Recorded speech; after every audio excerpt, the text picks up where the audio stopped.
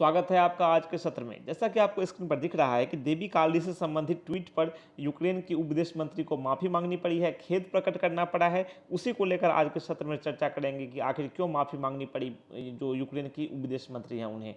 तो सेशन में आगे बढ़ते हैं, लेकिन उससे पहले आप क्या करें, चैनल को सब्सक्राइब कर लें और नोटिफिकेशन का भी बटन दबा लें, ताकि जो नए नए वीडियो अपडेट होते रहते हैं चैनल पर वो आपको आसानी से समय पर मिलता रहे। ठीक है, नोटिफिकेशन मिलता रहे। चलो फिर देखते हैं, आगे बढ़ते हैं, आखिर मामला क्या है। देखो, कुछ दिन पहले क्या हुआ था, यूक्रेन के रक्षा मंत्रालय के आधिकारिक ट्विटर से एक ट्वीट किया गया था। ठीक है, तो उससे ट्वीट किया गया था और उस ट्वीट में देवी काली को एक तरह से आपत्तिजनक रूप में दिखाया गया था। आपको स्क्रीन पर दिख रहा होगा, वर्क ऑफ आर्ट नाम से दिखाया गया है। ठीक है, तो ये भारत से इस पर काफ़ी तीखी प्रतिक्रिया आई और इसे अब डिलीट कर दिया गया है। अब बाद में फिर मंगलवार को यूक्रेन की जो उप विदेश मंत्री हैं उन्होंने एक ट्वीट करते हुए अपना खेद प्रकट किया। आपको दिख रहा होगा, एमिने जो विदेश उप विदेश मंत्री हैं, एमिन दजेफर, ठीक है, उन्होंने ट्वीट किया और कहा कि वी रिग्रेट, हम खेद प्रकट करते हैं। ठीक है, जो डिफेंस यू ने जो हिंदू गॉडेस हिंदू देवी काली की जो आपत्तिजनक तरीके से उन्हें चित्रित किया है उसके प्रति हम खेद प्रकट करते हैं। Ukraine and it's people respect unique Indian culture and highly appreciate support. और उन्होंने कहा कि जो यूक्रेन जो है और इसके लोग जो हैं वो भारतीय अनूठी भारतीय संस्कृति और जो समर्थन है उसके प्रति सम्मान प्रकट करते हैं। Depiction has already been removed, जो वो आकृति जो एक डेपिक्शन जो था, जो दर्शाया गया था देवी काली को, हटा दिया गया है।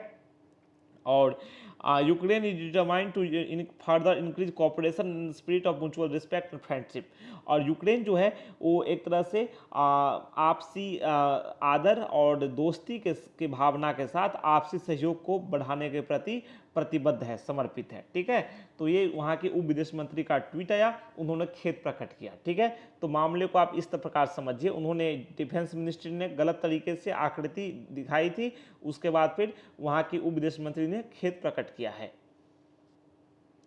अब थोड़ा डिटेल में जाते हैं और समझने का प्रयास करते हैं। ठीक है, अभी मैंने बताया आपको, उन्होंने कहा हमें अफसोस है कि हिंदू देवी काली को विकृत तरीके से दिखाया गया। यूक्रेन और यूक्रेन के लोग भारत की अनूठी संस्कृति का सम्मान करते हैं और अत्यधिक समर्थन की सराहना भी करते हैं।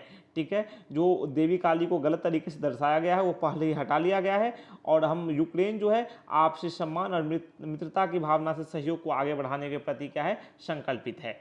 ठीक है, अब भारत के लोग जो है इसे अपमानजनक और हिंदू फोबिया बताया भारत के लोगों ने, कई सारे लोगों ने ट्वीट किया। ठीक है, होना भी चाहिए, आप किसी संस्कृति का, किसी के संस्कृति का अपमान नहीं कर सकते और नहीं किया जाना चाहिए। ठीक है, तो एक तरह से यूक्रेन सरकार ने जो किया तो उसको लेकर विवाद काफ़ी बढ़ गया था और उसको लेकर ट्वीट को हटाना पड़ा। और उसके बाद फिर अगर आप मानो थोड़ा इतिहास में जाओ, ठीक है, अब देखो काली को, देवी काली को जिस प्रकार से गलत तरीके से दिखाया गया है, तो हिंदुओं की भावना पर, भारतीय संस्कृति और सभ्यता पर एक तरह से क्या हुआ, ये हमला इसे माना गया। ठीक है, और है भी एक तरह से ये। ठीक है, किसी को भी अधिकार नहीं है कि वो किसी के भी भावना को आहत करे। हमारी संस्कृति जो वसुधैव कुटुंबकम को मानती है कि संपूर्ण जगत एक परिवार है, तो हमारा भी दूसरों से अपेक्षा होता है कि लोग भी हमारा सम्मान करें और हम भी दूसरों का सम्मान करें। अगर यूक्रेन के संबंध की बात करें तो जिस तरह से देवी काली को दिखाया गया है, गलत तरीके से, अश्लील तरीके से दिखाया गया है, नई बात नहीं है। यूक्रेन एक तरह से भारत विरोधी हमेशा से रहा है। 1998 में जब अटल बिहारी वाजपेयी के अंदर में अधीन में जब अटल बिहारी वाजपेयी जो प्रधानमंत्री थे, उनके नेतृत्व में भारत ने परमाणु परीक्षण किया था, तो यूक्रेन ने यूनाइटेड नेशन में भारत के अगेंस्ट वोट किया था, विरोध में वोट किया था। और एक तरह से देखा जाए तो यूक्रेन हमेशा से पाकिस्तान के फेवर में रहा है। ठीक है, और यूक्रेन की जो भारत विरोधी मानसिकता है वो एक तरह से सामने आ ही जाती है। खासकर आप किसी की देवी, किसी की पूजनीय जो है उनकी प्रतिमा पर कैसे आप टीका टिप्पणी कर सकते हैं, उनके फोटो को गलत तरीके से आप कैसे चित्रित कर सकते हैं, है ना, बिल्कुल ये अस्वीकार्य है। खासकर वर्तमान संदर्भ में देखें तो जब से यूक्रेन और रूस की लड़ाई चल रही है तो भारत ने बिल्कुल एक तरह से निष्पक्ष भूमिका निभाई है।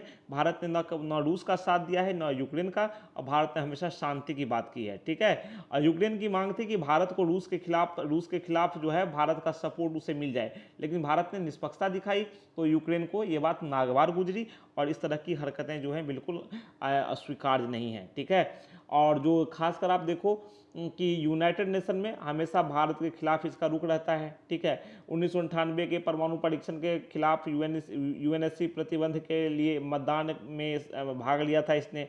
ठीक है, उसके बाद फिर धारा 370 जब हटा तो कश्मीर पर यूनाइटेड नेशन के हस्तक्षेप के लिए भी जोर दिया था इसने। ठीक है। और दूसरी बात कि पाकिस्तान को सपोर्ट करता है और फिर भारत से ये समर्थन भी चाहता है, ठीक है। तो ऐसे नहीं चलेगा, ठीक है। आपको अगर आप समर्थन चाहते हो तो आपको मित्रता की भावना रखनी होगी, ठीक है। तो ये बातें हैं। तो इस तरह से काफ़ी विरोधी स्वर उठे भारत से। और फाइनली हिंदुओं की भावना का, भारत की भावना का, ठीक है, सम्मान करते हुए खेद प्रकट कर दिया। हालांकि माफ़ी नहीं मांगी, अपोलोजाइज नहीं किया, बल्कि रिग्रेट कर दिया, खेद प्रकट कर दिया, ठीक है। तो अब हो सकता है कि गलती जो है ये अब हिंदू संस्कृति को लेकर यूक्रेन के में जो अज्ञानता है उसके कारण भी हो सकती है।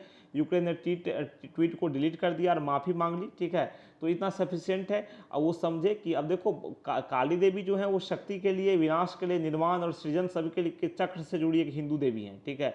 अब भारत में जो हिंदू पौराणिक कथाओं में उनकी भूमिका के बारे में जानकारी की कमी हो सकती है। भारत से बाहर जो लोग हैं ना, उनके पास समझ की कमी हो सकती है इसको लेकर, अंडरस्टैंडिंग को लेकर के।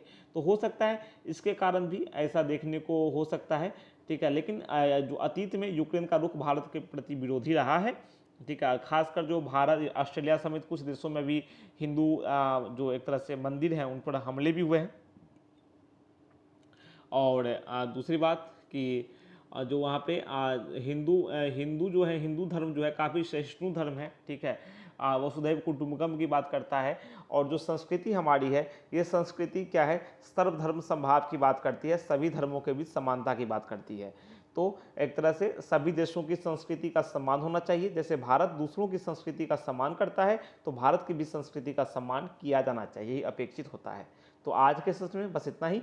आज आपने समझा कि आखिर ये मामला क्या था, और जो यूक्रेन के उप विदेश मंत्री, उनको क्यों सफाई देनी पड़ी, और उन्होंने खेद क्यों प्रकट किया, ठीक है। तो आज के सत्र में बस इतना ही। फिर कुछ नया मिलता है, कुछ नए अपडेट, कुछ नई जानकारियाँ मिलती हैं, तो एक्सप्लेन करने के लिए पुनः उपस्थित होऊंगा। तब तक के लिए नमस्कार, थैंक यू।